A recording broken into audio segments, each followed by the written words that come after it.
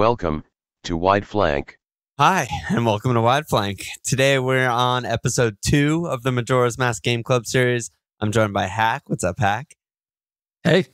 Last time with Dugan, we played through the Woodfall Temple. This time we played through the Great Bay Temple. Next episode with Sean, we're doing the Stone Tower and the endgame. And then episode 4, it's going to be all 4 of us, basically on all the masks and the entire game. And you know, Dugan left me with that quest of having to get every mask, which I'm still very worried about, but we'll get there.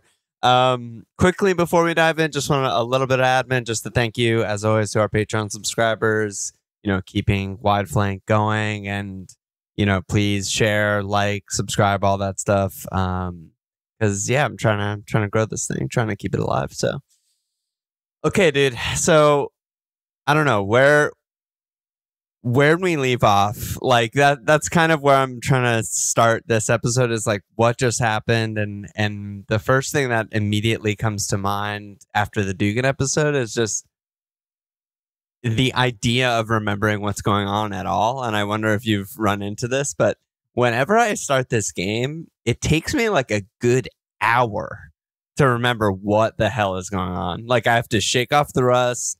I'm like, what day is it? What's happening? Like, what did I do in past cycles? What was I planning to do in the current cycle? What do I need to do in future cycles? And I'm always like thrown off. And that's a unique feeling in this game. Yeah, I wonder if that's because you tend to take long breaks between your sessions and you kind of binge it. For me, I always kind of leave off with a plan of what I want to do next time I play. Yeah. Because I find this game is very hard to put down once you get going on it. Like you always feel like there's just one more thing you want to do. Yeah. So I always have to force myself. It's like, all right, I'm actually just going to stop here, but I'm going to do this next when I play next. So I kind of, that's how I manage that. But I could see it being, what you're saying makes sense because there's so much going on in this game. Like the fact that you have to manage the schedule. Yeah. This whole like resetting the clock. And what's interesting too about that mechanic is that there's no penalty really for resetting the time. Like, yeah, you lose all your like items and money, but that stuff's so easy to replace. There's really no penalty, yet you still feel like you want to get the most out of every cycle.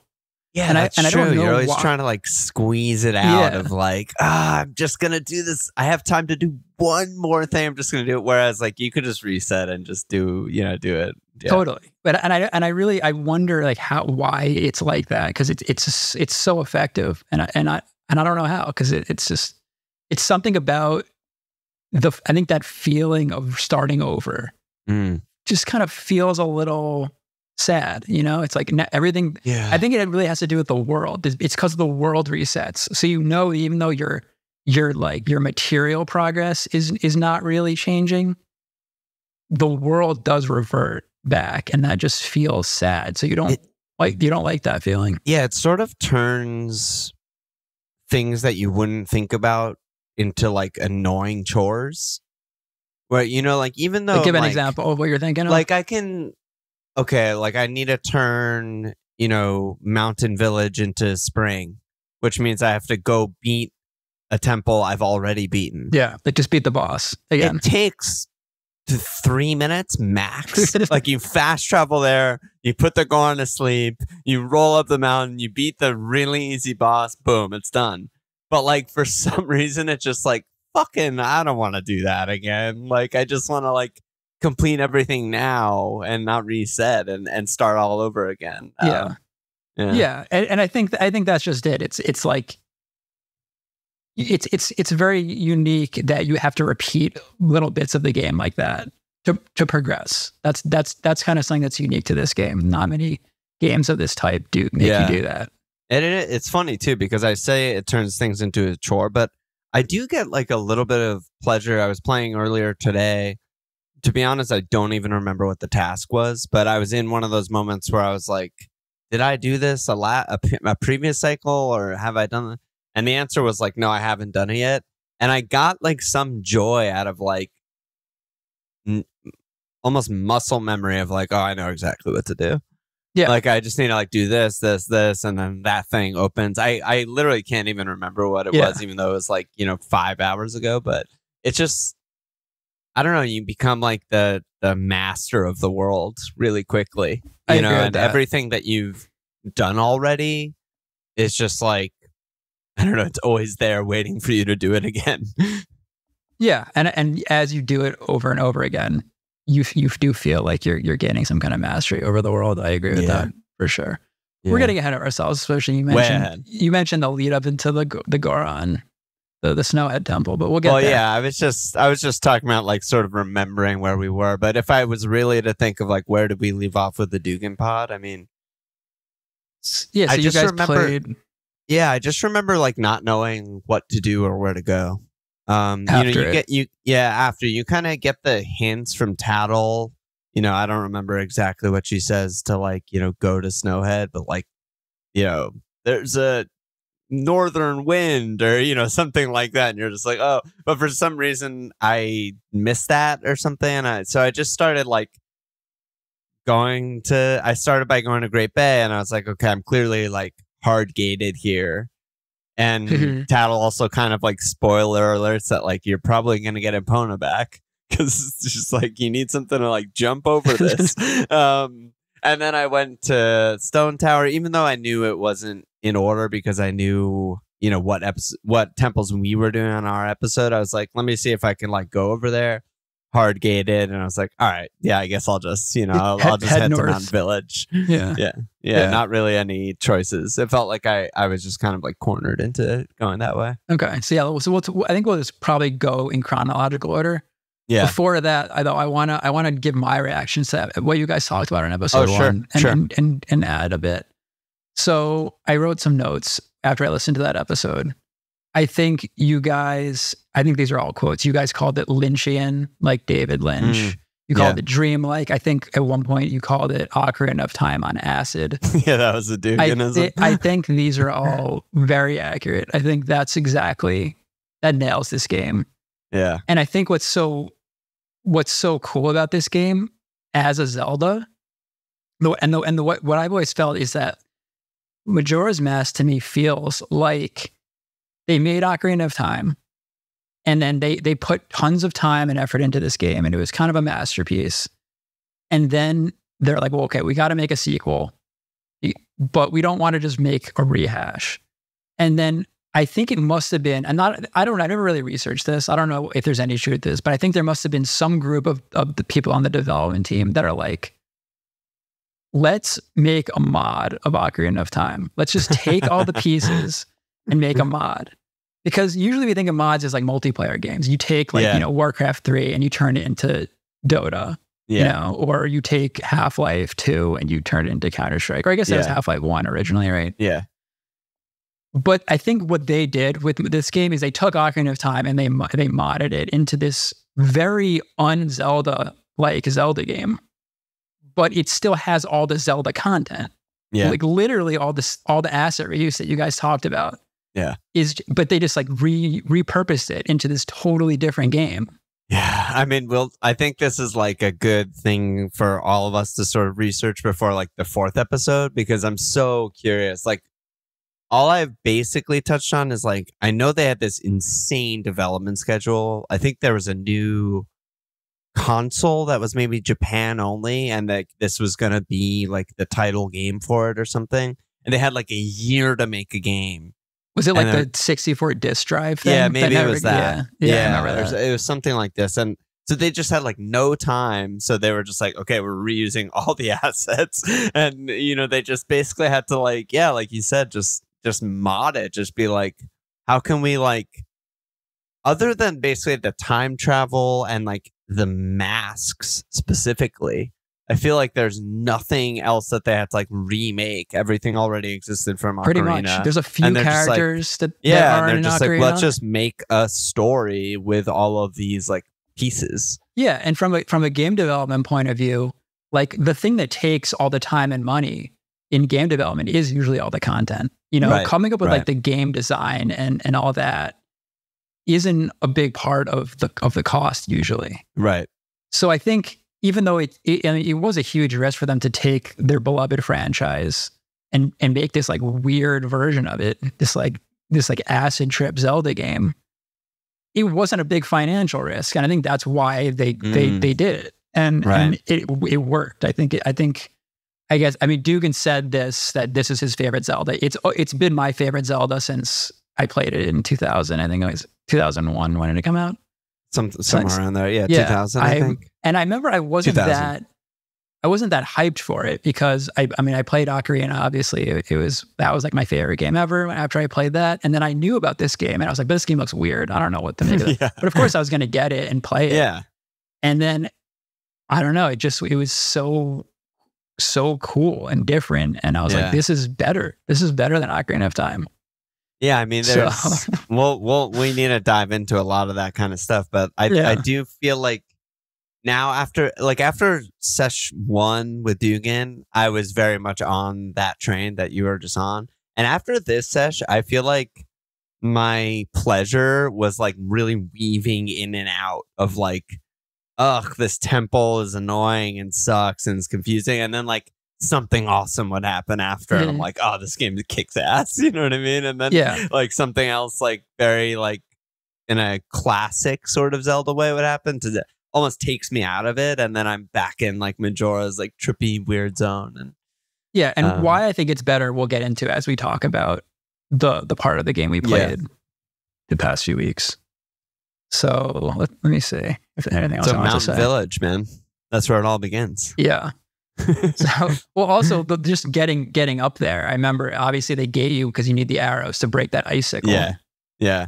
And the Dodongos, too, even before that, the huge lizards. Those things fucked me up. They're actually... they're hard to kill. They wreck you. I like tried fighting it over and over. I died like multiple times. You don't actually have to fight them. You can just walk past them. Yeah, but I got mini stuck at this part, whereas like I didn't see the ramps that led up to that cliff. I was like, but I saw that like there's a little lip, and I was like, I remember this lip. Like I think you can like launch off this lip with the Goron mask. We'll get to that. I was like, but I don't have the Goron mask. How does they get up here? And I was like fighting the Dodongos. I was like, what the hell? And then I was like, oh, there's a ramp here. I can just walk up here. And then Tattle just tells you how to get in. She's like, shoot the thing. You're like, okay. So it's so funny how they went away from Navi sort of telling you everything all the time, but sometimes they're just like, well, let's just tell them how to get in here. Totally. So the Ice Age, dude, it's so sad. You get up there, everything's frozen. It's snowy on the mountains in this game, unlike the mountains in Ocarina.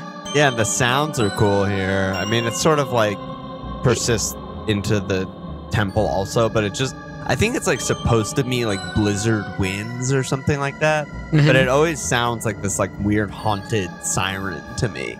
That's just like going over and over and over again, and I'm probably playing it right now, like almost like Castlevania or something. Like I'm just like in this like hellscape. Yeah, no, the haunted vibe is right on. I mean, you do get the lens of truth in this section in this game. Yeah, that was kind of like the spooky item from Ocarina. Right. So well, before the lens of truth, I mean, you know that ice wall that you eventually climb up? I mean, maybe, I don't know how much of this game you remembered, so maybe you spent 0 seconds doing what I just did, but I found that wall, like I got to that platform, and I accidentally started climbing the wall. Dude, I must have spent even though you couldn't see the... Even though I couldn't see it. Oh, okay, interesting. I must have spent minimum 30 minutes trying to like map my way up the wall. That's cool. Because I thought that's what I was supposed to do. I was like I literally have in my notes, like 17 up, 3 right, 10 up, 8. I was just like... Did you get to the top like that? No, I never got to the top. I was like, this can't be right. Like, this is fucking insane. So obviously I'm a dumbass, and that's cool. I mean, they make it long enough that it would be very hard to have the patience to get up there without being able to see it. Yeah. There's just enough like turns that you can't do it, but So I mean, there's not that much else, unless you have something else you want to interject with before you get to like what is the zone where you get the lens of truth. I mean, you kind of like enter the Goron shrine and the baby's crying and like you. Yeah, that's a really annoying sound effect. Oh my God. Yeah, I mean, you have 2 kids. And the last thing you want is another baby crying. Yeah, it's kind of like it's always thought of it as a throwback to, you ever play Yoshi's Island on Super Nintendo? I don't think so. Maybe, but I don't remember. It was like the sequel to Super Mario World where you control Yoshi and Mario's a baby. And when you lose him, he just starts crying hysterically, and I think they must have had that in mind when they came up with the crying sound for the baby Goron. And all the Gorons are just holding their ears because like they're just that's horrible. But yeah, the Lens of Truth part is cool. I thought that was fun. So for those who maybe didn't play or don't remember, it's like you kind of reach the far end of Mountain Village. You see this weird shadow on the ground that I was like definitely trying to interact with. I didn't know what the hell was going on. And then the owl talks to you. Yeah, the owl's back for this. The owl's back. He flies to the other side and tells you to follow, but you can't see anything. I jumped off the edge, I don't know, 3 to 5 times again before I noticed that it drops a feather. And I was like, oh shit. And I finally got over there and got to the Lens of Truth. Yeah. So you can see you were actually landing on invisible platforms during that part. Yep. At first, I was really excited because I was thinking Lens of Truth, wow, what a cool, like, underused item from Ocarina. Like, you use it for, like, less than 5 minutes and then you never use it again, basically. And I love just the idea, that sort of Bloodborne thing of, like, knowing there's, like, a whole world that, like, I couldn't see before and now I can see. But actually, I have a big problem with the Lens of Truth. You still basically don't use it. And it's that what I'm now calling like the classic Castlevania problem of just like, I'm swiping my sword at every wall except with the Lens of Truth. I'm just checking all the time. I'm like doing a 360 in every room with the lens on to see like, oh, am I missing a chest or something like that? And I agree. That's a big drawback of the item. Although there's no way around it. There isn't. But I do think it's they came up with some novel ways to use the mechanic that they didn't have in Ocarina. Like the one that we talked about. So eventually you have to climb the wall where there's like a mesh, like a ladder basically that you can only see with the Lens of Truth, and there's like forks. So you have to like be like, all right, first you go left, then you go right, then you go left to get to the top. And following that's cool because Ocarina didn't have shadow anything dude like that. is cool too. Like I thought following the Goron, the ghost, is Goron cool too. ghost. It's just like, oh shit, this is sick. Yeah. Yeah. Oh, and that reminds me. So you guys, one thing you guys talked about in the first episode also is how this game's like very much darker. Like, like it has these themes of like death. Like totally. And actually, I didn't know that the Deku that you are with the Deku mask. Yeah. Is actually a character in the game. It's like very subtle, but it's like the son of that other guy. Yeah, that's what Dugan mentioned. Yeah, I didn't know that until I heard that. I never would have noticed that ever. That's cool. But anyway, the reason I bring this up is because, and when we get to the Great Bay, it gets even darker. But like, so now it's like, so you have this vague reference to like a dead Deku. Now you have a literal ghost of a Goron who you basically assume the persona of when you get the Goron mask. And then we'll skip ahead just to make the point. To get the Zora mask, there's a living Zora who literally dies in your arms, so that you can take his persona over with the mask. So it's like they just keep getting darker and darker with these transformation masks. It's great. Yeah, it's kind of ironic that it's like you play the song of healing to like essentially end their lives on the spot and take their assume their identities. It frees their soul and you get to take it over with the mask. It's kind of fucked up. Yeah, it's very this dark. Game is twisted and weird, and it's also like I mentioned on the first episode. The screams of agony when you change into a Deku, but it's the same exact screams. They don't even change the sound with the Goron mask and the Zora mask. And the facial expression in the animation. It's such a good like scream. Maybe I'll put it in the YouTube thumbnail or something like that. But so you get the Goron mask once you follow him all the way up, and damn, it's so fucking fun to roll around. Holy shit, so good. Yes, so that actually gets into the first example of why I like this game better than Ocarina of Time. so along with like, one of the things their core ideas when they decide to mod it is like, I think they asked the question, Zelda's always been like an action RPG, right? It's very much focused on action. I think they asked the question like, how can we make it a better action game?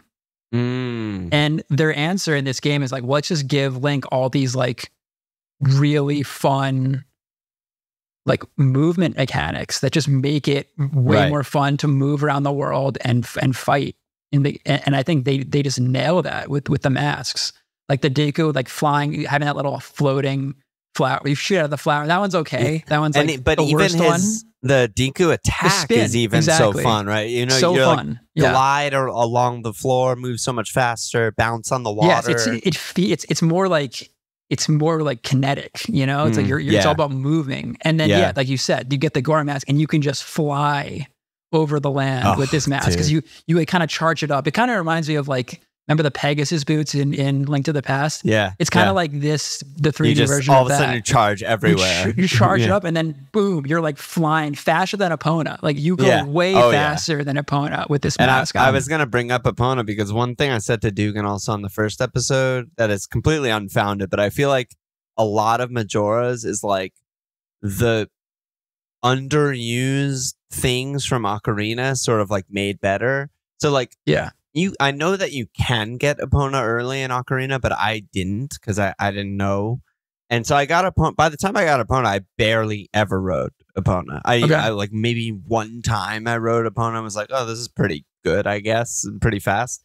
But like this game, it's like impossible to not be a Deku, impossible to not be a Goron. And like, so you get like that like fucking fast moving instantly, and you're just like, holy shit, the game's like unlocked. The world feels pretty unlocked. I'm just like, oh, I can just like go there really fast. Like I'll do that, Yeah. And in terms of what I remembered from when I played this game as a kid, the Goron mask rolling mechanic by far is what I remember the most. And it's what I remembered. It's like, this is why I love this game, because you can just fly. I didn't remember kind of how challenging the controls are while you're going that fast. Yeah, sometimes it can be really frustrating. But you get used to it, and then you feel like you just mastered another skill. And totally, it's also, I would say it's such a good like motion mechanic that they even have that like the Goron race mini game. Oh yeah, which is like, it's like a legit racing game. It's like a Mario Kart. That wasn't easy. Style. Yeah, that wasn't an easy race. Like you have to really be good at it to win that race. Lost multiple times. Same.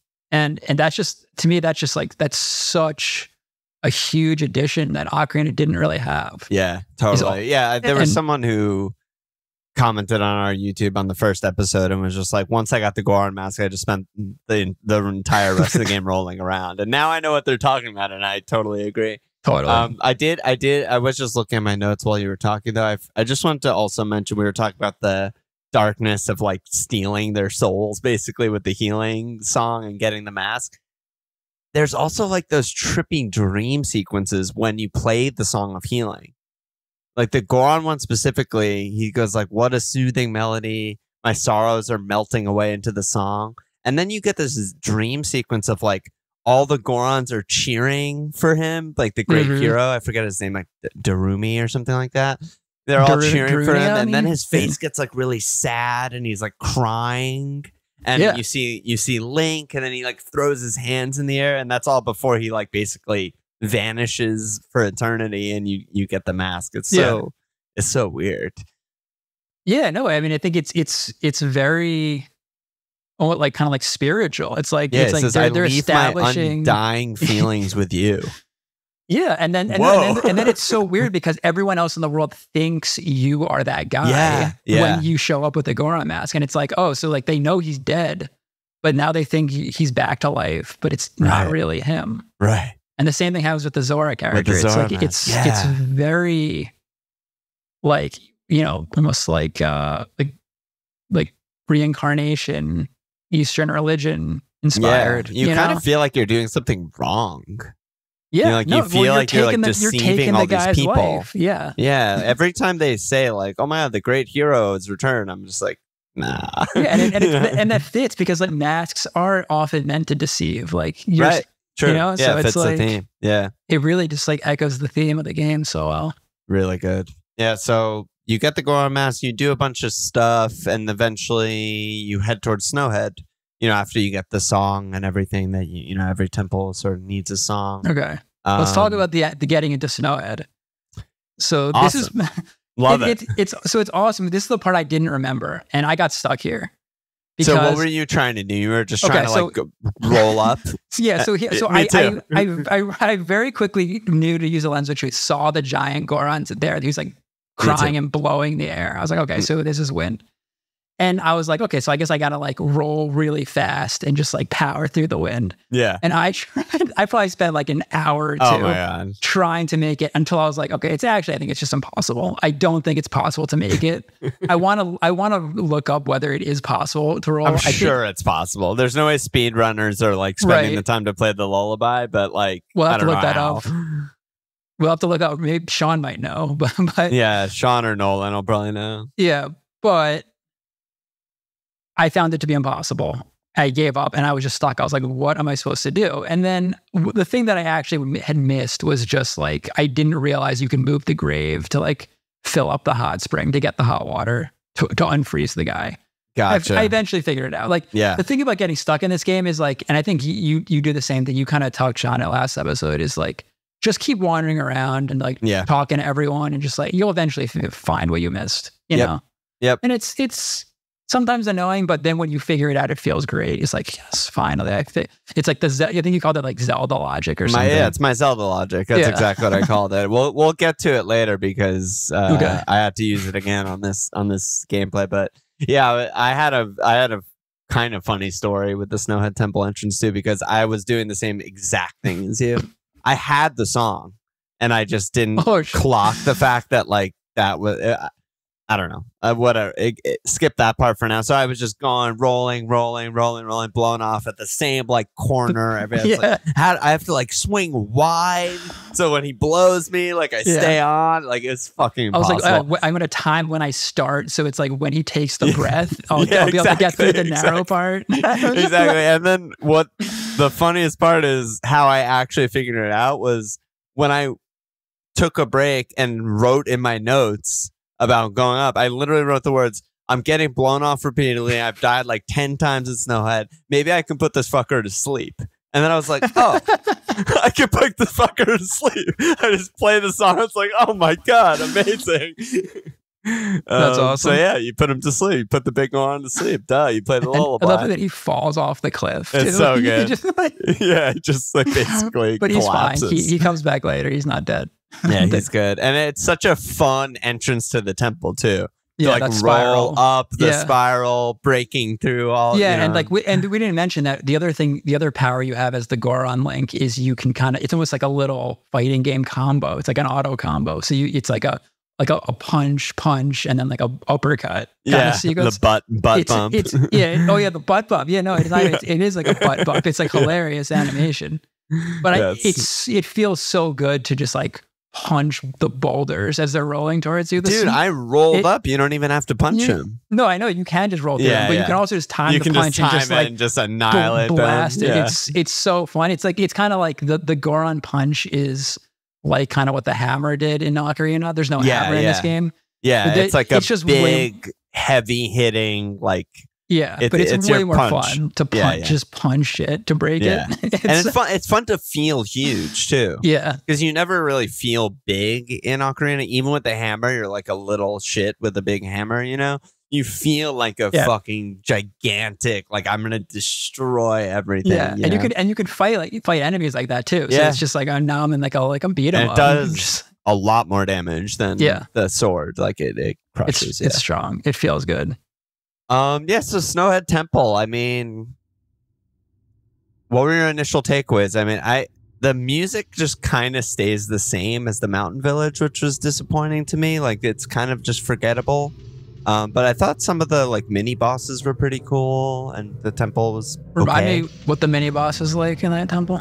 There's like the wizard guy who like spins around and then appears in a new spot, and you kind of have to like run up to him and hit him because you don't have like the fire arrows yet.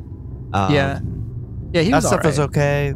Overall, though, I mean, did you enjoy the temple? I think this temple is fine. Like I didn't think it was very hard. I think all the temples of this game are a little trickier than the Ocarina temples. I think that's where they I think they intentionally tried to make them more challenging because there's only 4 of them. It's so confusing. Like, but yeah, I got really struggling. I got a little stuck. I didn't realize you could like punch out the segments of the column to lower it. So that part where like it's too high, I'm like, how would you ever know, dude? I spent hours on this shit. I figured it out because like they're colored differently. I was like, oh, maybe I can break them. They kind of look like ice blocks. So I thought of punching it, and then I was like, Tattle literally says that. Oh, like, really? wait, why is that pillar a different color? And my dumbass reaction was like, it's not. I don't know. There's plenty of colors that are different. You know, plenty of pillars that are different colors, but to get to that point, literally it took me hours. Like, especially if there's one fairy that in my, I mentioned to you guys already, in my ROM just wasn't showing up. It actually happens twice.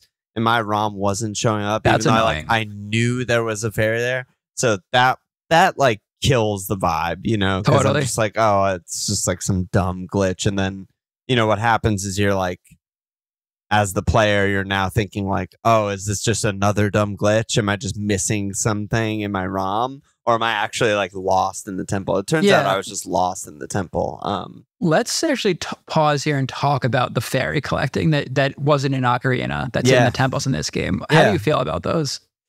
I like it. I mean, I like it because of the wig. If it didn't have the wig, I would fucking despise this. And it would just like absolutely kill me. I agree. I think without the wig, it sucks. I didn't have the wig when I played through the first temple, and it made it horrible. And then I realized that you can get the wig, and I went back to get all the fairies. Yeah, the wig makes it very fine and fair because you can always you actually need the wig to get them in this temple. Yeah, you do. You do. Yeah. But the problem also with this temple regarding the fairies is there's sort of just like the central room, and you put on your wig and you know there's fairies in there, but like it goes all the way to the top, so you're just like, this doesn't actually help me here. It's one of the rare times so far in the game where I'm just like, the wig doesn't do anything for me. So the last, or I think it was the last fairy, like I couldn't fucking find anywhere in the central room. I was scanning everywhere, lens of truth everywhere. Eventually, I just found it. Was it the one that's like in the wall? In the wall. Yeah, that's a hard one. I missed that jump like 5 times. Like it was ridiculous. Hated that. And then I still couldn't figure out. I knew I had the boss key. I knew where the boss room was, all this shit, but the platform is too high, and I couldn't figure that out either. I eventually looked it up. I actually had to just look up a walkthrough. Yeah, that's understandable. I just couldn't figure it out. The thing about the temples, I mean, we'll talk about this a lot more when we talk about the Great Bay Temple. Yeah, but I think they almost like over designed the temples in this game. Like they tried to be so like they're cool. Like the way there's all these like moving pieces. Yeah. It's like the column goes up and down, and it's like you have to. It's almost like you have to manipulate the environment to get through it. But I kind of agree. Like in the end, it's just not that fun of a design of a temple. Yeah, I mean, I think, like I said, this temple's okay. Like we're going to talk about the Great Bay Temple, where I think we're going to agree that it sucks ass. It sucks. It's not fun at all. Just fucking terrible. I mean, so like this is also touching on what I was kind of mentioning before. Is like at this point that I'm talking about, I'm like literally alt tabbing so I can like look up an IGN walkthrough. Like you couldn't possibly remove me from like the cool, trippy, Lynchian game more than like doing this. I'm just like, what? Like that's where the fairy is? That's how I get to the boss room? Like, I genuinely don't even know how I ever would have figured that out. Like, give me 5 more hours. I'm just like, I maybe, but probably not. Like, I was just so lost. Yeah, that's fair. And back to the fairies. Like, I think if you're the type of gamer that likes being completionist, like if you're the one that has to get every dot on the map to make sure you open every chest, even though a lot of the chests in this game are just like rubies, which is kind of always like a troll because dude, I got words on that. It's like they add the fairies as like another thing that's not on your map. Yeah, but they're things like so it's fun if you like that kind of stuff. But I don't know. I think I kind of agree with you that when you get too obsessed with collecting everything, it does take you out of the world, and it's not. It does. Really. And my problem with it, and this was similar to Ocarina, and probably similar in other games too, is that in Ocarina, you have to get some of the great fairies. Actually, I think you only have to get one, right? To get Din's fire, so you can light all the torches to enter the Spirit Temple, right? Yeah. The rest are optional.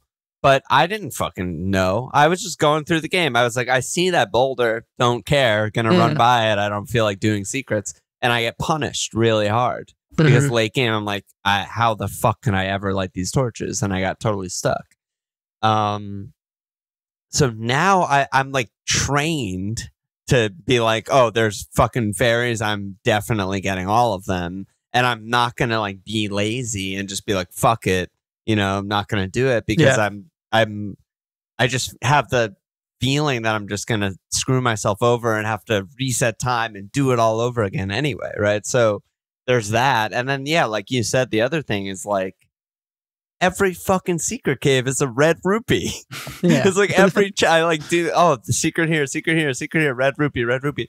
But one of them's probably going to matter and be like a small key. Or one of them is going to be like some essential item. You can actually tell because the chests in this game that have the keys in them are like have like a gold rim. Oh, I never Whereas noticed that. the chests that are just wood probably just has rupee in it. You can kind of already know. And I have 99 rupees every second of every day. Like it's I never have less than 99. Yeah, and then the other thing, ironically, to your point about thinking you need to get all the fairies. I don't think you actually need to get any of the fairies in this game. I think they all just make you stronger. So annoying, it's man. all They're optional. just trolling me. They so basically secrets fucking suck in this game in my opinion, and I hate all of them.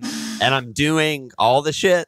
I'm fucking, racing the beavers and I'm collecting all you because I don't want to get fucked over. You need that fourth bottle. Yeah, so it is what it is. But eventually you get to the boss. Yeah, so the boss. So that I think when we were like dividing up who's going to do what episode, I think I straight up said I got to do the GOHT section. I said the Goron role stood out to me the most in terms of my memory of this game. The exclamation point at the end of that is the boss GOHT. So good. I love this boss fight. This is by far my favorite boss fight in any Zelda game, maybe in any game ever. Wow. For a couple of reasons. One is that the way you actually fight him is totally unique from every other boss. Yes. Like you don't use your sword. You actually don't even ever.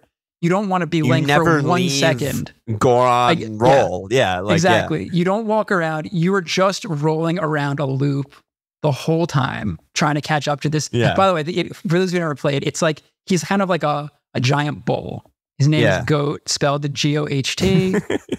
And it's like a giant bull running around like a racetrack. And and it's so easy too. That's the thing. It's not a hard boss. But like you can get hit by 10 bombs in a row and you'll still win. Doesn't matter. Yeah, exactly. All you do is you just go into the Goron roll and just chase after him in a loop until you catch up to him. And then you just like ram him. You just and you can kind of like get into a certain spot where he'll just keep running into you repeatedly and you can just rack up like 10 hits in a row. It's so good. It's just so fun. It feels so good. It's so simple. Like there's nothing to figure out. It's like, I'm just going to like roll up on this guy and just smash Tattle says like, hurry, chase after it. Even if it means throwing your own body into it. I'm just like, hell yeah. You just step on the fucking gas. Yeah. I just love this boss fight. It's my favorite part of the game. And it didn't disappoint. I had remembered it like that, and it was just as good as I remembered it. And it's like it's another thing. I know I keep doing this, but it's because we just played Ocarina. But there's a mini boss in, I think it's in Jabu Jabu's belly, maybe that you have to chase him around a small circle. Yeah, and I thought it was really annoying, and the camera was really bad, and like it was just hard and like awkward. Yes. And I feel like they're just like, no, like that sucked, but we can like do this well and fun, you know, and just make it fast and exciting. Yeah, and they did it perfectly. Yeah, and you're just hitting jumps and getting magic. Yeah, exactly. The best part is when you hit the jump and you hit him from the air, you like land on his back. It's so like, good. Yeah. Oh yeah, we didn't mention like, so in the roll depletes your magic, but they just have these like giant green jars everywhere that just refill your magic. Yeah. So you don't have to worry about your magic bar. It's just like, it's just pure fun. Pure fun. It's a pure action game boss. Yeah, absolutely. And it's excellent. Yep. Terrific. No complaints. And you free the goat spirit. Yeah. And then you get another giant who are now, we learn are called guardians, the Snowhead Guardian. Yeah. I think Dugan and I did not talk enough about the giants or like the scenes with the guardians after you beat the temple. You mentioned that they're very dreamy, like similar to the segments when you get the transformation mask. Best. It's like the fucking best. It's like my favorite music in the entire game. There's this like chill, trippy music, and then like really fucking weird singing from the Guardian themselves. Yeah, I love it. You're like such a psychically communicating with them somehow. Like, you know, it's very like Link's like, what exactly are you? And it like slowly types out like Guardian. It's just like, it's the David Lynch like dream-like vibe. Yes. 100%. Yes. And it happens every time you beat a temple, and it's so fucking cool. I have a question. Have you yet let it go to the end of the 3 days? Have you like let the time run out? Well, that's a great segue by you, because I got so fucking mad and frustrated at the Great Bay Temple, I just fucking let myself die. Okay. I just surrendered to the moon. That's another really dark part. It's basically like an atomic bomb going off. It's like, so sick. Yeah, it's really fucked up if you think about also a Japanese company making that. It's gnarly. So there's that. And then but do you kind of, I have to be careful with spoilers. I don't want to spoil everybody. Like, have you figured out like what the Guardian's function is going to be? No, I actually have no idea. Because you learn this, you learn the Guardian song pretty early. You get it, I think. Yeah, you get it early. For maybe even Oath to Order or whatever. Yeah, Oath to Order. Right? Did you know what that song is for yet? No. Okay, so let's just not actually talk about this because I don't want to. Yeah, okay. I'll get there with Sean next episode, I guess. But I love talk it. About it's this my in favorite fucking song. Yeah. I probably just played it in the episode, and I can't wait to figure out what it's for. Yeah. Well, let's put a pen in that and talk about that in episode 4 because it's cool. It's another really cool thing about the 3-day loop and like what you can. Awesome. We'll talk about it then. I'm excited. Yeah. So you beat Snowhead. As usual, sort of like we touched on this at the beginning. Spring in the mountains. Spring in the mountains. And I always have like a list of things to do in my head, basically. Just like, all right, I got to book it to the ferries, complete the Great Ferry. I got to like go back to the Goron zone, see what's up. Like what changed? Like what can I do that I couldn't do before? But what I love is like when the world is ending, like the last like 6-ish hours when the timer's going and the music is really fast. Yeah. It's just like the fucking best vibe. And there's like earthquakes and stuff. Yeah. And this is like 5 a.m., New York time, IRL time. And I just can't put it down right now. Like I'm just like, oh my God, like girlfriend's going to be so mad, whatever. And I'm just like freaking out. I'm like, no, I just got to like complete this day, like complete the temple, like do all this shit. It's so fun. I love those moments.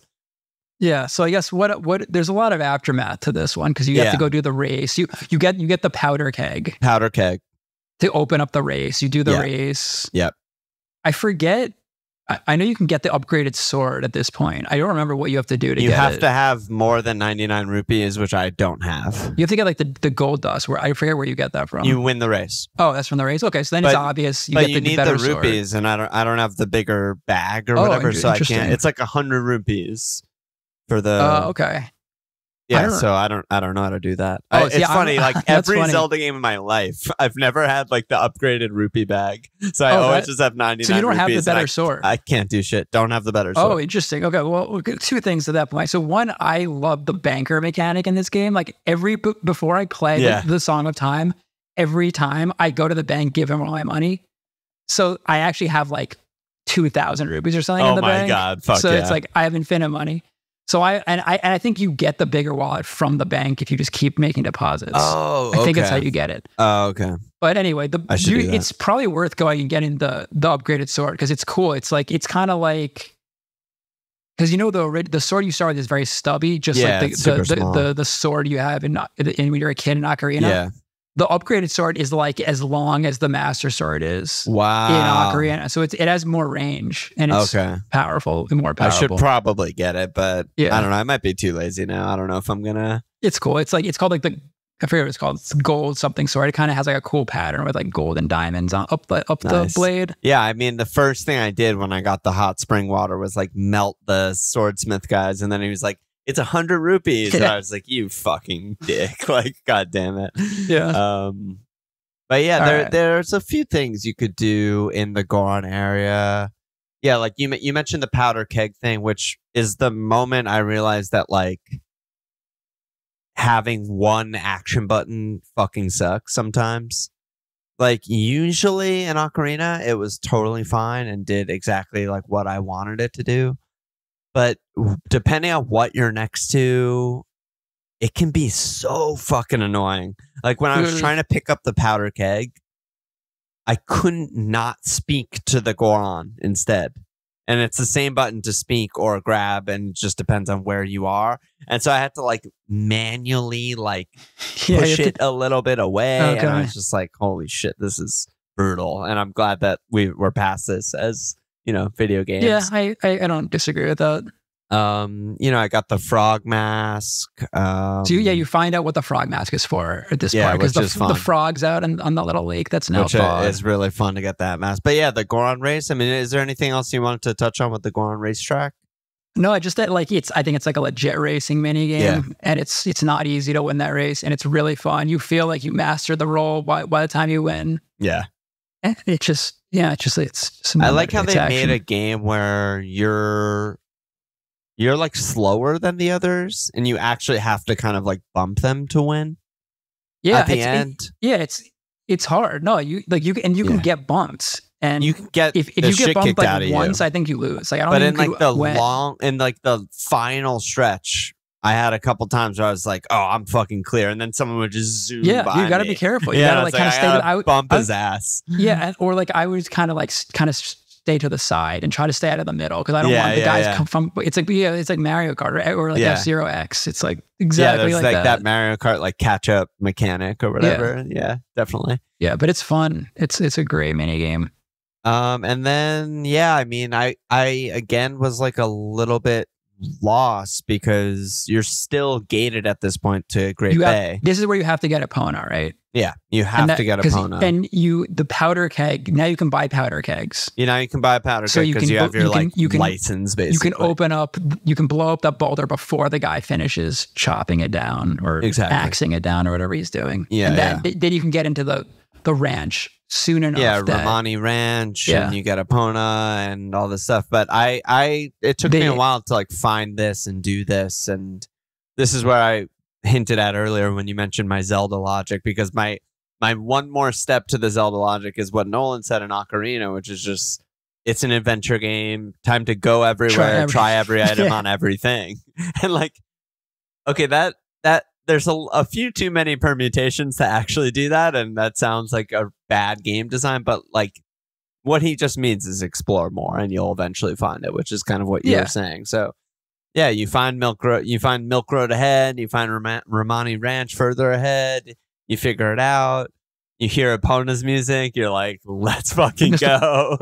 And you get your horse back, and you have to do some tower defense. Yeah, there's that trippy like alien invasion. I love it. I love it. Yeah.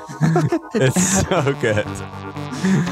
Yeah, I love how they don't even try to hide the fact that it's just like it makes no sense that there's like aliens invading this ranch to kidnap the cows or whatever. I mean, the only thing is like their milk is the best. But yeah, there's all of a sudden there's like kind of like techno-y, like Plastic Man music or something, and you have to fight up. Yeah, and my only complaint about this part is like having events at specific times can suck because waiting fucking sucks.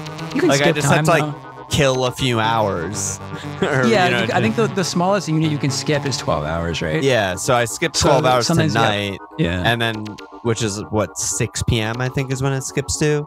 And you have to fight the aliens at 2:30 a.m. Right, so you just kind of chill around. I'm just like driving in circles as the Goron. Like, I had nothing to do. It just fucking sucks. Yeah.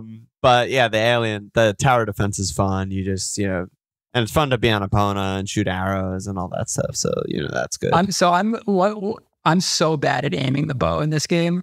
I can't shoot from the horseback. You were always I'm horrible at You were always the games. tactician when we played Halo 20 years ago. That's very generous of you, but really I just suck at shooters. So that extends to the bow and arrow. And like I don't even bother with any of the bow and arrow games, like the archery range and stuff, because I can't. No, I know they're fun, but I get too frustrated. I'm like, it's going to take me an hour to beat this. Yeah. I'm not even going to bother. Fun. You don't need them. I'm sure you beat him on your first try. I crushed him. Yeah, it was really fun. But that's one thing I am good at. Nice. That's fun. And then there's also the arrow shooting with Cremia, where she drives the milk into town. And you run on her I forgot wagon. about that part. Yeah, that part's awesome. I did that too. So like the two dudes are chasing you and you have to like fight them off. And that part was awesome. Yeah, I really enjoyed that too. Another like really fun action game thing the kind of thing that doesn't exist in Ocarina really. Mm-hmm. Both of those things, like a tower defense and that. So that's great. And yeah, you get Epona, now you can reach Great Bay. Yeah, so you get the Great Bay and like the first thing you encounter is it? I think the Goron, the Zora is just on the beach, right? When you get there. The first thing is just, you see him like sort of dying in the water. Yeah. Right. Totally. You find him in the water and then like you have to, it's because you don't really have to do anything to get the mask. They just kind of give you the Zora mask right away when you get I got there on very low time because I did all these other things. Okay. So I have in my notes like, okay, what do I need to do? I need a pictograph of the female pirates to get the seahorse. I need to save the Zora who's dying near the aquarium. I'm not seeing much in the pirate zone. I can't get to Pinnacle Rock. There's work to do, and then I reset time. Those are my notes. So I'm like, okay, I know what I need to do. So you find the Zora in the water. He dies in your arms. You get the Zora mask. Now the Zora mask isn't as good as the Goron mask. I'm just going to say that right here. You're skipping his fucking song. When you play the healing song, Mikau is what I'm calling him. His song that he plays on his guitar. Wait, you run that later, right? No, the song that he sings like a dying song to you. Oh, okay. You don't remember that? He's like, it's like clearly like some Japanese guy. And he's just going like, baby, baby, and it's fucking unreal, dude. It's so good. It's so fucking funny. It is. I remember now. I know what you're talking about. Yeah, that part's good. And then he said, "Carve my farewell song on my grave." Like so. Yeah, it's just like that's just. I'm glad you reminded me of that because that's just another example. Like with this game, they just didn't give a fuck. They're just like, we're just gonna do the weirdest shit. We don't care. It's like clearly like one of the developers like freestyling. Yeah, exactly. Just going like, oh, baby. It's just like so fucking funny. Yeah. So I love that. But yeah, you get the Zora mask from him. And yeah, you're right. It's not as good as the Goron. Play that part in the. Of course, I'm going to play that part. It's essential. It's so funny. It's so good. So you get the Zora mask. Yeah. Now, so I don't think it's as cool as the Goron mask, but it's still cool. The swimming is fun. Like how you can just fly through the water now. The swimming is like bad, really, really bad when it's bad and really good when it's good. in my opinion. It's horrible in small spaces because when you hit the wall, you launch off and then you hit a wall, and it's the most frustrating thing. Yeah, but in the big open space, the wind up is the problem. Yeah, like the Goron wind up, you can basically do like if you can basically like, do it in one spot. So you, before you like really get going, and then you're good to go. But yeah, the wind up of like hitting swim as the Zora and you like launch forward is a fucking nightmare. I agree, and like you really feel that in the temple because you're usually swimming in small spaces, whereas when you're in Great Bay, it's like a big wide open ocean, and then you don't really have as many. Even when you're racing the beavers, it's like it feels amazing. I'm like, oh, I feel like I'm gliding. Yeah, it's like a flight mechanic, but it's like underwater. a flight. Yeah, and like the way the actual animation of like turning left and right is like doing barrel rolls in the water. Like and it looks cool. It looks the so animations are cool. It's beautiful, but yeah, it can be really bad also. Yeah, but it's also just so much better than the iron boots as like a navigate underwater. It's fucking ridiculous. It's like another place where there's like, how can we make Ocarina better? And they're like, well, why don't we just let them fly underwater instead of having to walk along the bottom really slow? God. Yeah, just give them the ability of a fish and just make water sick. But on that note, I mean, I feel like they still didn't learn the major lesson from the water temple and the iron boots, which is like equipment management is so fucking annoying and awful.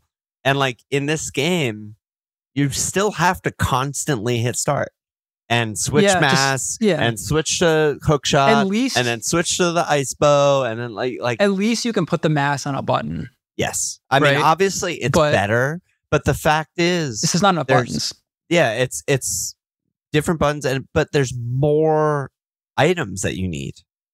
So that's true. I'm still hitting start all of the time. masks.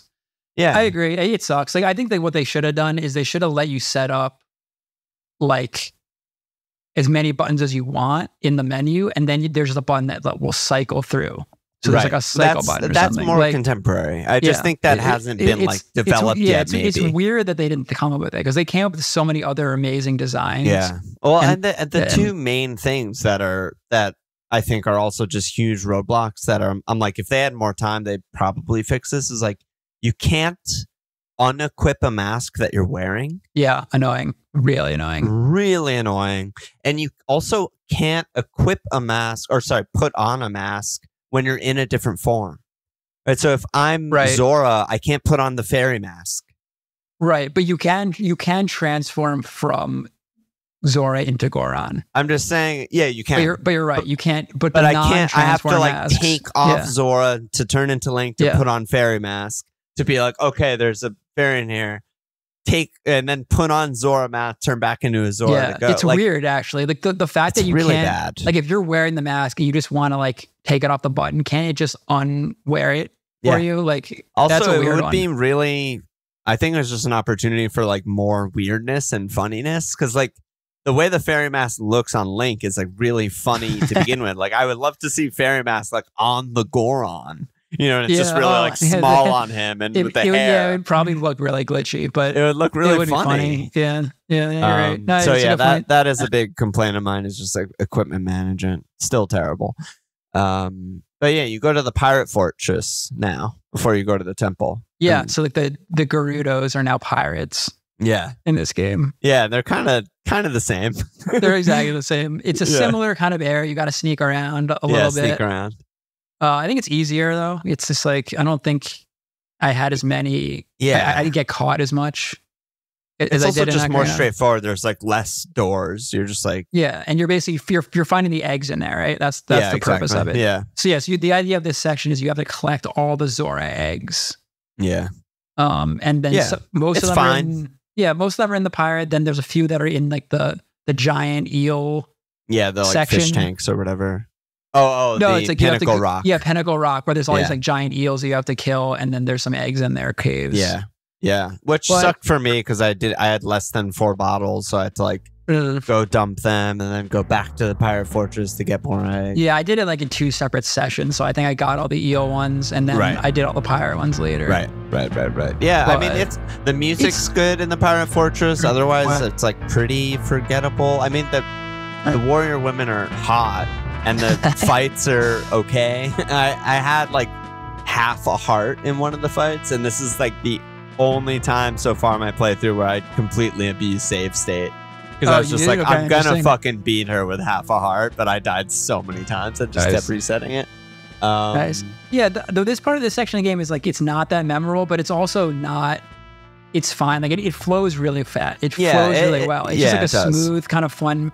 It's a section of the game that I think it's very easy just to get lost in. Yeah, totally. Like, and just like beat it. You're just playing. You're just grinding. Just playing. Yeah. It's just, and it's enjoyable. It's just like you're just playing Majora's Mask. Yeah, totally. And then eventually, like, you have all the eggs in the aquarium, and that moment where you learn the song there is so sick. So good. It's all the little tadpoles line up as musical notes on the thing, and the fucking scientist is like raging. He's freaking out when you pull out the guitar and you play the tune. It's such a good song, and I'm playing it right now. So yeah, that's great. Love that. Yeah. Speaking of the guitar, did you find and figure out when you go to talk to the bass player in your band, he wants to like jam with you, and you think that you need to like, what I thought is you have to just play what he's playing, because that's always how this game is. Like they play something and then you just gotta copy it. Yeah. But that's not what you have to do. I didn't figure this out. I didn't do this. I have this on my maybe list to like go fuck around with the band. Okay. But I didn't do it. Do you want to not talk about it then? No, tell me about it. No, so it's like what you have to do is you have to discover there's like a journal or something in your room. I figured this was it because I read that later and it was too late because I had already beaten the temple. Yeah, so in these like journal entries, you read about when you were jamming with this guy, and here's what he played, here's what I played, and you have to remember that and then go and play it with him. Yeah, and it's cool. And then another little Easter egg in that room is, did you notice the music that's playing in the room where the bass player is hanging out? It's a classic Zelda. It's different than the Zora theme song. You mean? Yeah, it's only in the bass player's room. Oh no, what is it? It's the dungeon, or the I guess it's what are they called in the original Zelda? Temples, I guess, dungeons, whatever. Yeah, they're the dungeons of the original Legend of Zelda. Really? Oh fuck! I gotta go back. I gotta go back. That's sick. Okay. Yeah, I believe that's what the song is. I have 3 things on my like episode 3 note that's like, I need to go do these 3 things because I think I missed them or forgot them or whatever. And this is one of them. So I'm definitely going to go do that. Yeah, you just go into his room and just listen to the music. It's the only room where it plays. Yeah. That's awesome. And then, eventually you play the tune to Lulu, who sings, and the giant turtle, and you got to ride his back into Great Bay Temple, which is a fucking terrible place. No one should ever go. Great Bay Temple. Tell me about it. So I wrote in my notes about this temple. I wrote kind of annoying and not fun, especially after like the kind of like the breeze that was the Zora section, like the Great Bay section. It was like, that was just like a breeze. It was like pretty easy, nothing annoying really. And then you get to this temple and it's like, it's just not fun. Like, so the temple generally revolves around like, you can kind of change the water currents. And so there's all these tunnels where like the water's flowing in a certain direction. And once you're in there, you kind of just, it pulls you along. And there's all these little loops where it's like, so if you end up in one of these tunnels, you just get swept away. And then it's like, oh, but I didn't want to go in there. So now I got to walk all the way back around to get back to the start and try not to accidentally go into that water current again. And it's just not fun to like go somewhere where you don't want to go. Yes. You know, like what are they thinking? That. And be pushed in a direction you don't want to be pushed in. Like, even when you don't accidentally go through the tunnel, you're just trying to like get to a ledge or get to like, you know, a ferry. Yeah. And then you're like, fucking, I'm swirling around. I can't get to the ferry. I'm crashing into the wall when I'm trying to swim. There's so, and then there's so much excessive item swapping between the ice and the fire arrows, which you can't have equipped at the same time. Yep. You have to go to the menu to switch. This is what I was talking about. And there's a section where you literally have to keep switching between ice and fire to melt or freeze the ice. And it's like, come on, guys. Like, this just sucks. Like, yeah, it just sucks. There's no it other just way feels to put like it wasn't play tested or something. It's just like so annoying and such a labyrinth. And I have to say, like, the mini bosses I think are cool. You know, you look up, you see like a million eyes. Yeah, that's the one of them. are fine. And then there's the gecko guy, Well, the except gecko for the final like boss, we'll talk about him. bubble guy, who's kind of like fun. It's kind of annoying because I don't know if another rant of mine is just like the Z targeting, like Z targeting in Ocarina. It was like, I feel like the reaction me and Dugan has was like, hey, this is actually like surprisingly good fighting. I know what you mean. But the Z targeting in this game, it just like makes me want to fucking die. Like you lose the target, and you're also targeting things you don't want to be targeting. Both of those things happen all the time. Yeah. So like the bubble gecko fight, he jumps to the ceiling. If you didn't Z target him when he was on the ground, you're not going to get him in time, and you just have to run. And it's just like, oh my god! I never really thought about this before, but I think I agree with you, and I think it might be an unfortunate side effect of the fact that a lot of the fighting in this game is more action oriented. Yeah, and the way they do Z targeting is just not for an action game. It's not. It's meant for like one-on-one small room stuff. Yeah. And it's just, and what you, like you said, we'll get to the boss in a little bit, but it's even worse with the boss because you're just constantly losing the target, and the boss will be like close to the ledge and you can't really get it. It's like, this is just fucking insane. Yeah. Yeah, one more thing before we talk about the boss of this temple, which I don't like this boss, but I have a good story about. I want to know about your story about finding the fairy also. Before that story, one other thing that I got stuck on, which is getting my last fairy. This is the last fairy one. Yeah, it's in the room with like one of the rooms where you can walk on the pipes. Yes. And there's like this like section that's kind of raised up behind like I know exactly. A fence. I already know. And like I was like, okay, so I don't climb up the pipe, but I was like, I can't get up onto the taller pipe. Oh, because I was doing it as Link, and Link is you stay as Kid Link in this game the whole time. He's shorter than Zora Link. He's physically shorter, and he can't jump as high against the ledge. Oh my god!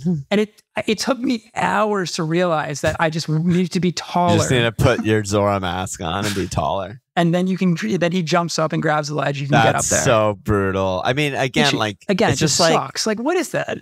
It's just so obviously unintentional. I think that's like the problem with some of these things that we're talking about. They didn't play test it enough, like you said. They just didn't play test it. Like they did it once. The guy, whoever was playing it, was a Zora already, and they just got right up and they were like, "Great, yeah, this makes sense." It's just like probably the only part in the entire game where you need to be like 3 inches taller. Yeah, and it's almost like an accident. Like they probably they should just make it so you can jump as high as Kid Link, but they probably didn't. It's probably just like because the actual character model is smaller. Yeah, is an accident, and like literally the rest of the temple, you have to like make these little ice platforms and jump, and you can do all of it as Link. Yeah, like you can make every single jump as Link. Never an issue. That's the only part. In that actual room, you have to be Link because you have to keep unfreezing the ceiling. Yeah, you have to shoot the arrows. You just have to I don't even know how I did it. Like I just got lucky. So that sucked. Okay, that's really really shitty. But yeah, overall, it's just very bad. It took me forever to even think of. I mean, this is probably just me being stupid, but to even make the fucking ice platforms, it just didn't dawn on me at all. And it's also very glitchy. It's finicky. Like if if you shoot at the wrong angle, it doesn't work. Yeah. So I shot like multiple times and nothing happened. Yeah. You have to shoot like not quite at the edge of whatever platform you're trying to get to. Yeah. Just like very finicky, very poor, very, very bad temple. And you can climb up onto the ice from the water, but it's kind of hard to because you're sort of, and then like the fish get you that are in the water, and then you're just like you just want to kill yourself. Yeah, so that's you asked me if I ever let the moon just destroy the planet and kill everyone. Is like yes. I had an hour and 30 minutes left on the final day, 13 fairies and the boss key, and I was just like, there's no chance. I don't know where the last two fairies are. There's no chance I'm gonna beat this. I'm just gonna. Yeah. I put the controller down. It's like I'm just gonna. So here's my let story. the world destroy. My story about this temple, that it has a happy ending, sort of. So basically, what happened with me in this temple is, of course, because I kept getting into the water current and having to retrace my steps like 50 times. Yeah. I was running out of time. I was like, shit, I don't think I'm gonna be able to finish the temple. I had the boss key. It took me a long time to get to that last fairy. That ate up all my time. Yeah. Oh my God. Yeah. I finally got that last fairy, and I think I had about, under 6 hours left. I was like, okay, well, I can go to the boss. But I was like, it was probably closer to like less than 3 hours. Like I was really close to running out of time. I was like, you might not beat the boss in time. Yeah. Right. And I was like all frazzled because of that. But I was like, I have all the fairies. I've got everything. I'm going to do it. I'm going to get into it. And the boss is like this fish thing. Oh, and this boss sucks. Like if GOHT is the best boss ever, this is one of the worst Zelda bosses ever. It's so bad. And it's like a giant fish. It's mostly harmless except when it decides to bite you, and then it just like takes off like 4 hearts. and like there's nothing you can do about it. Once it decides it wants to bite you, you're just gonna lose 4 hearts. You're basically done. Yeah. And so I was in this bite, and my time was running out, and I was like panicking, and I was just playing really bad because I was panicking because of the timer. Yeah. And I kept dying. I died. I went again. And I was like, all right, now I have like 2 hours left. I went to the boss again, died again. And I'm like, all right, what am I going to do? I'm like, and then I was like, I don't want to have to go get all the fairies again in this terrible temple. Yeah. Oh, so you did the fairy?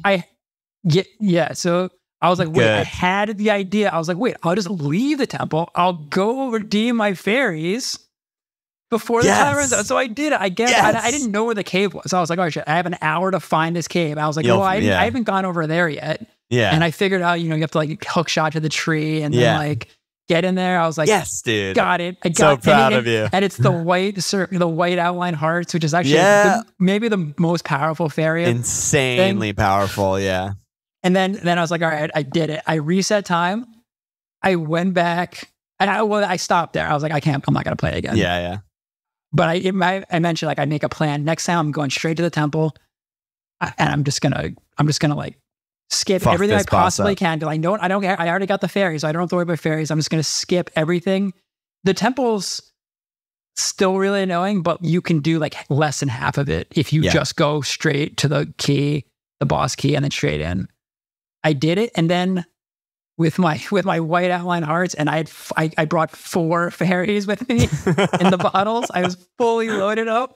Oh my! You did something wrong. It's not that hard. No, and but then because I was like not panicking, you crushed it. I just crushed them. Like I didn't even use one fairy. I just destroyed them, and that's the happy ending. Yeah, I mean, mine was kind of a happy ending too, I guess. Like I already mentioned my nightmare and letting the world explode, but when I went back, I was like, fuck, I have to get every fairy, I have to beat the boss, whatever. It's day 1 though, I have tons of time. I actually just like flew through the temple though, because I already had the ice arrows, and you don't actually need to like go that way. Yeah. Like you don't even need the small key, and you don't need to go where the ice arrows are. If you have it already, there's no fairies in there. Routes. Okay, cool. Yeah. So I ended up just going like very quickly. Like I literally like started at the top, went in the room, got to the switch that I could get to, went to the next highest room, got the switch. Like I just was like, oh, this is actually like very easy. And I eventually got through, and I just blew through it. So, kind of, I guess, a happy ending for both of us, but it's very, very bad. And the fact that we both had to do that is very fucking bad too. Yeah. You got in Discord, you mentioned what you couldn't find one of the fairies. Was that another emulator glitch, or no, it wasn't an emulator glitch. Okay. I to be honest, I don't even remember which ones I couldn't find because I just died and I only had 13. And so when I went back and just sort of like methodically did all of them, I kind of just found all of them. There were some tricky ones though. There's one where like you have to make an ice platform and hook shot to the ceiling to like land on this fence. And then there's like a chest up there. The one that I was thinking ones. of, there's one in the flowing water. And the way I got that one is if you stand to the side, you can actually just shoot a regular arrow to break the bubble. And then you can just put the wig on it. Comes Yeah, through. the wig saves you big time in this one. My main problem was I just didn't, it took me way too long to like make the ice platforms because I mentioned I had tried shooting the water and it didn't do anything. Yeah, it's like, oh, this obviously isn't. So you just get in that cycle of like, I'm just doing the same fucking thing over and over again because I can't figure out something else to do. And I know I'm missing something, but I don't know what the thing is that I'm missing. You know what I mean? It's like, I know eventually I have to get to that door, but maybe I don't have to get there now. Maybe I have to figure something else out and then I'll come out through that door. You know, it's like that Zelda problem sort of. Yeah. But, you know, eventually, you know, got through it. Another thing, another note that I always found interesting is that all the key items in the temples in this game, at least up to this point, is like in the first one, it's just the bow. Then it's the fire arrows, then it's the ice arrows. It's like it's a very like structured progression. True, because all the other items you get are from the like world quests. Yeah. True. Interesting. Yeah. I mean, I think that this is just talking it out with you. I mean, I think this is part of what makes the game cool also, even though we're saying the temple sucked, is like the time loop is still really good, which is like the heartbeat of the game, right? And so like it's still, even though it was bad to do one thing the first time, you're still like acquiring the skills and knowledge and the memories to eventually do it an easier the next time, which is like the whole time loop in itself. It's like a live, like interactive puzzle or whatever, right? So like we both kind of like participated with that a lot in the temple. Yeah, and I don't want anyone to think that we like don't like the game anymore. No. Yeah. This is just one, it's not a perfect game. This is just one kind of bad part of the game. It's not that fun, but it's still like awesome when you beat it. You free the what's the fish's name again? Like Georg, the boss. Yeah, Georg. I love the name Georg because it totally sounds like someone, like a nickname for like a Greg or something that you'd be friends with. Everyone just calls him Georg. Yeah, so you get the Georg mask. You get another like dreamy giant sequence. And there's not much Zora area aftermath actually compared to like the Snowhead area. Yeah, which I wrote to you in Discord. Because I was kind of like, all right, I beat it and I'm like doing some shit, but I'm not sure if I'm doing like what you want me to be doing before we record the episode. I think you can just because now Lulu's like shared up. You can go and like perform the. You play with the band. Yeah, that's pretty much it. You know, do the fairy cave. If you didn't already, I did some stuff back in like Clocktown, like I wore the cow mask to get into Latte, the bar, and like did all the instruments there. And I got some masks. I did the beaver. So I raced the beavers. The beavers, yeah. But basically, it's the game. Once you reset time to once again is just like the quickest way to the canyon is through the east gate, and I'm like, okay, yeah, I guess I know where I'm going. So yeah. So I guess that's the end of the section. I played a bunch more past this, but for masks. I was trying to focus on getting masks, and one thing I'll just say now, we can talk about this more when we focus on masks in the 4th episode, but one thing that it's been kind of a little annoying is like I'm just trying everything to try to find masks, right? Yeah. So I end up doing all these little mini quests, and the reward is so often a piece of heart. Oh, and I don't care at all about. That happened to me too. I'm like, I want a mask, but they give me a piece of heart. And it's I got a piece of heart that really pissed me off. My last sesh earlier today, I got a piece of heart, and I was like, I figured something out. I'm a fucking genius. I found the hand in like the hotel. Do you know what I'm talking about? There's like a hand that sticks out in one of the rooms in the hotel, only like after midnight. It's like this creepy hand. I haven't found that yet. Basically, that you talk to it, and he's just like, quick, like I need a piece of paper or something. It's like a guy who needs to wipe his ass, it turns out, or something like that. He's in the bathroom? Yeah, in the bathroom. And I realized that like, I can get the deed from the Deku guy. No way. Yeah, and I That's gave him the paper. awesome. I was like, I'm a genius. I'm going to get the fucking toilet mask or something, or like the poop emoji mask or something. And he just gives you a piece of heart. I was like, fuck. Yeah, that's I didn't know about that one. My big disappointment was the frogs. I actually went and got all the frogs. Oh my God, you got every frog and it's only a piece of heart?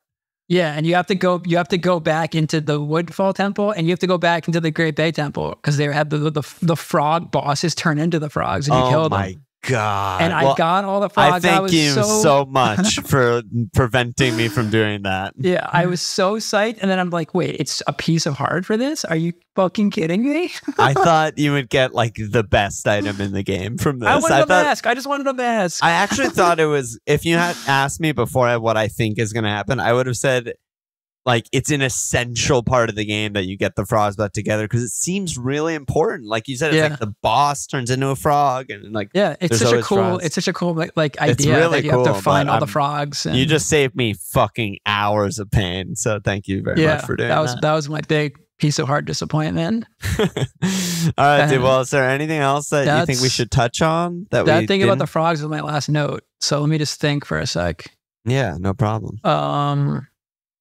No, I mean, I think there's a lot more to say about this game when we talk about masks. Yeah, I think in episode 4 will be a lot more like what I'm imagining is like we're obviously not talking about the masks themselves and those, side quests and stuff like that, but also I just think we can like take a more like macro view just of the game and of like time loops and the Guardians and the story and like all that kind of stuff, and just so I'm really looking forward to that. The whole ending sequence of this game is awesome.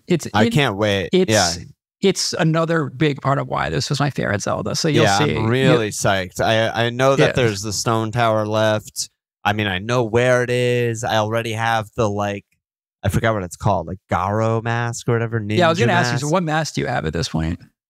Oh man, that's hard. Well, obviously the 3 essential ones. Obviously the fairy mask. Obviously the frog mask I mentioned. I have the cow mask. I have the circus leader mask. Like the dude with the mustache who's like crying. It's like the saddest mask ever. He's like one of the brother of those guys. Yeah. I have the mask you get from fending those guys off, which is like the Garo mask or something like that. That's an important mask. Okay. I have the pig mask. The sense mask. The scent. Yeah, I haven't used that once.